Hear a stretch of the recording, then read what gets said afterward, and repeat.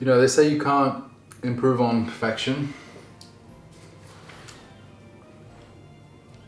Most of the time, they might be right, but this time, this is amazing. Classic caramel is so sweet, but you're having some fruit, some fresh cream, so it's kind of okay, but I mean the idea of using pudding, it's a good one. You should try it.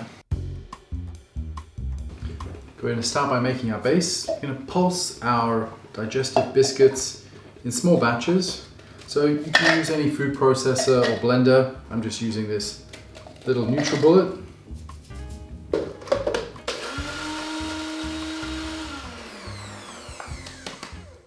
Adding a tiny bit of oil to the chocolate, and this just softens the chocolate so that when we slice the base it cuts nicely and it's not set really hard.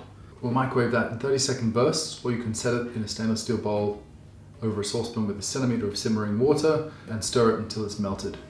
I'm going to add just a couple of pinches or a gram of flaked sea salt. It's just going to season this biscuit and chocolate mixture and give us a little bit of saltiness. So we've melted the chocolate and the oil in 3 30-second bursts, and oil's the trick of the trade. We use it to soften dark chocolate so that the texture is sliceable. So we just add anywhere from 5 to 10% oil for adding it into the biscuit mixture. The chocolate quantity is really important. We want enough just to wet the crumbs and stick them together. If we put too much, it's going to be too dense, too rich. So we really just want enough to kind of bind this biscuit together.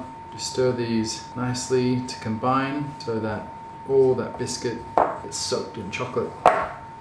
So just using the back of my spatula, kind of pressing it all together, pressing the mixture, making sure it's all wet. If I needed to, I'd get my hands in there as well. You can see it doesn't look wet, it's still dry, but when you press it together, it holds its shape. And that's important for all kinds of no-bake biscuits, like cheesecake bases too. So we don't want it to be wet, because then your base is going to be really hard. You just want that when you press them together, it clumps together, holds its shape, and then it will set nicely in the fridge. So I'm just going to line the base of this loose base tart case. Like, you don't need to do it, but it does help. It does make for an easier release when you've once this whole thing is nicely set and you're pulling it out of the fridge.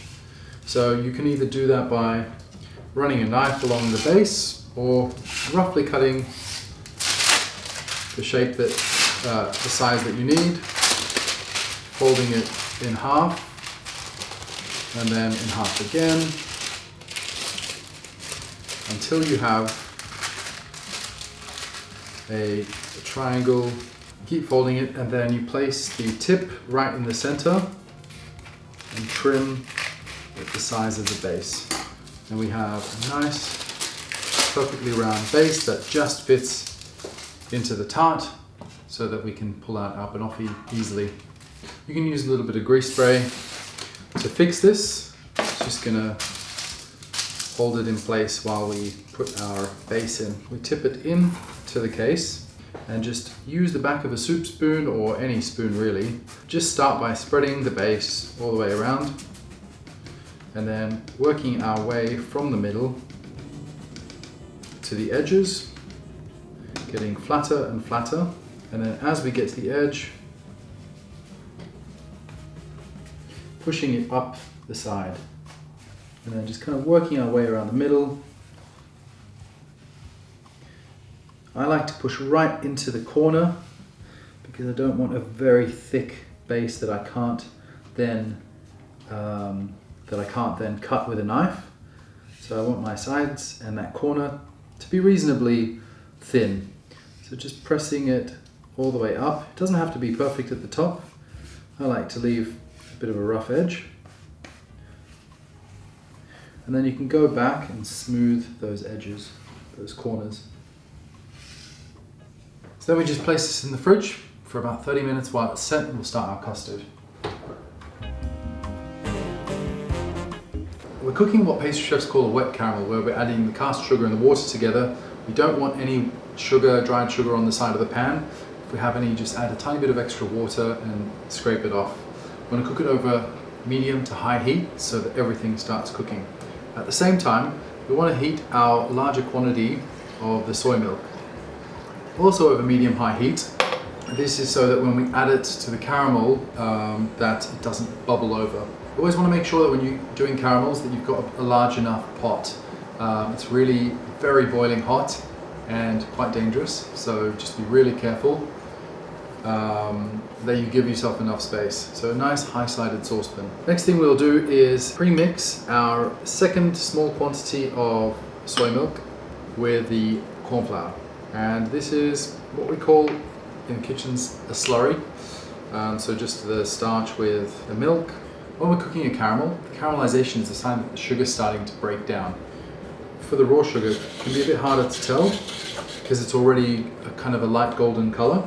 So we want to be cooking it to about 185, 195 degrees.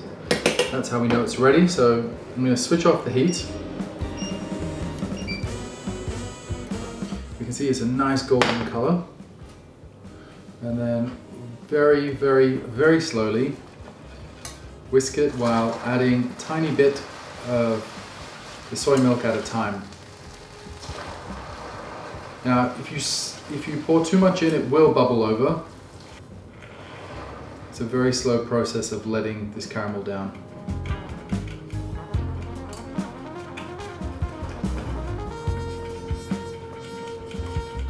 I guess you could say if you were comparing this to a regular caramel with cream, it's a lot more volatile, so make sure your pan is big enough. I would say this pan's probably on the small side.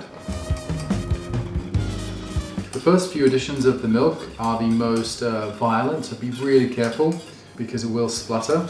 And then as the mixture cools down, it becomes a lot safer. We've safely added all of the hot milk.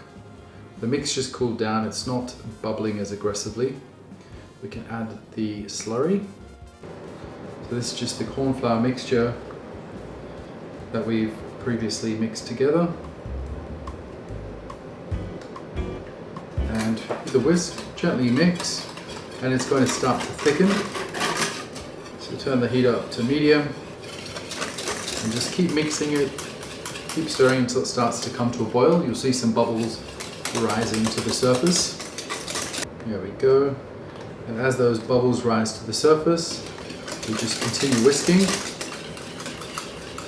until nice and thick.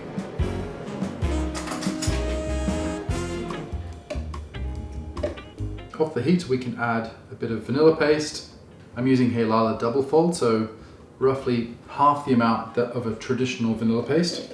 Usually when you see vanilla paste, they'll say how much to use for the equivalent flavor of one vanilla pod. So with the double fold, it's half the amount. We can add the coconut oil and the sea salt and whisk those together. Now it'll start to look a little bit separated. Continue whisking until the oil becomes fully incorporated into the custard and sticks to the sides of the bowl, and you can't see any coconut oil on top. Now this coconut oil just helps with the texture, makes it very creamy, and gives it a nice set in the fridge. You can see it's sticking to the side, and if you look at the surface, there's no oily streaks, it's just a nice homogeneous mix. So we're going to let this cool down to about 30 to 40 degrees. We'll give it another whisk and then spoon it into the biscuit base. Just stirring our caramel custard. Think of it as like a caramel pudding. So we just want to pour that into the tin and level it.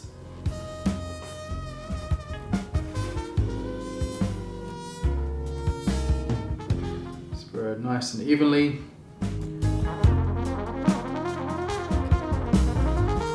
So to finish, we need about 3 to 4 nice spotty bananas. Now, I've previously said that spotty bananas brown bananas can't be faked. I'd say if you can get a really tasty banana, that's all you want.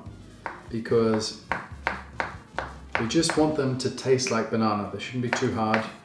They should be nice and soft. And we're just going to layer them all the way across our caramel pudding. So when it comes to finishing a banoffee, we don't matter too much about placement or being fussy, we just want to cover it with banana. And now time to finish our lovely banoffee pie. So we've got some previously whipped cream. We are just going to dollop across the top. Again, this is just one of those beautiful rustic desserts that doesn't need to be super fancy. Before I forget, let's pop it out of the tin. Finish it with just the lightest accent of cocoa powder. Just gonna put it on a plate because I'm not a savage. Maybe I am. Maybe I'm just too embarrassed to eat this how I might normally eat it. But here we go.